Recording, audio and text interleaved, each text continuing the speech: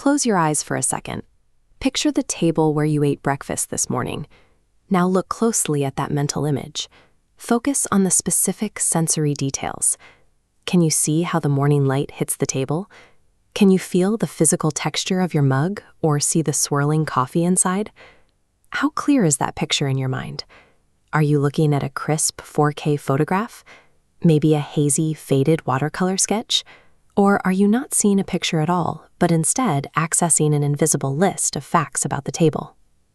Most of us inherently assume that whatever visual process is happening inside our heads right now is the same process happening in everyone else's. But our internal visual worlds are radically different from one another.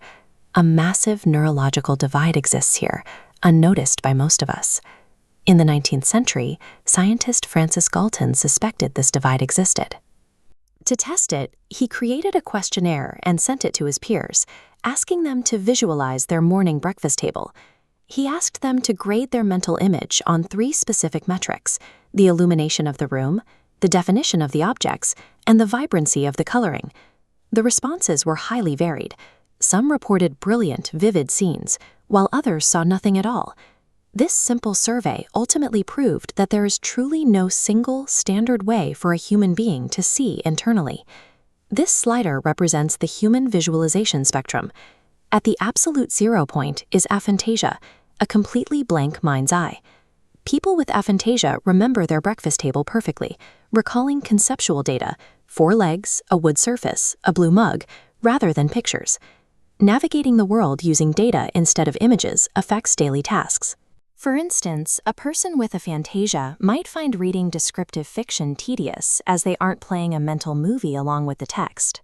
Aphantasia represents an alternative neurological operating system, one that processes the world through concepts and information rather than visual simulations. On the opposite end of the spectrum, the brain acts less like a data server and more like a high-end cinema display. This is hyperphantasia, a trait where mental imagery is incredibly intense and detailed, rivaling actual physical sight. A hyperphantastic brain can manipulate this imagery in real time. They can run high-fidelity simulations entirely inside their head, rotating objects or zooming in on textures at will. This extreme capability has specific trade-offs.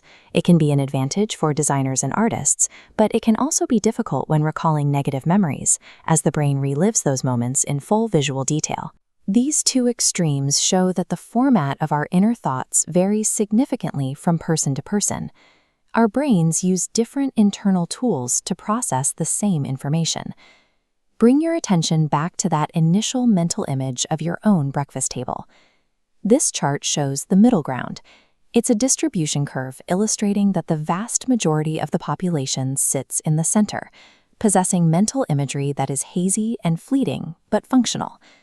Based on how clearly you saw your breakfast, mentally place a pin on this spectrum. This scientific vocabulary explains a deeply personal, invisible quirk of the mind that many people live with their entire lives without realizing it.